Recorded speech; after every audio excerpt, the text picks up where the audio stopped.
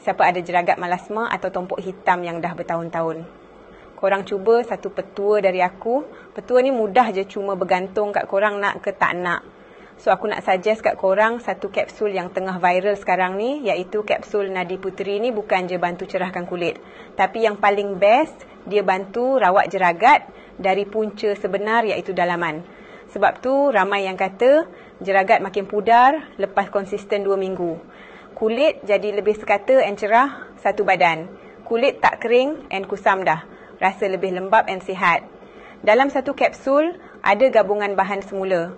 Jadi, yang premium macam tomato putih untuk cerahkan kulit, camu-camu yang tinggi vitamin C, daun pegaga untuk pulihkan kulit sensitif, akar manis, kunyit, vitamin E dan zinc.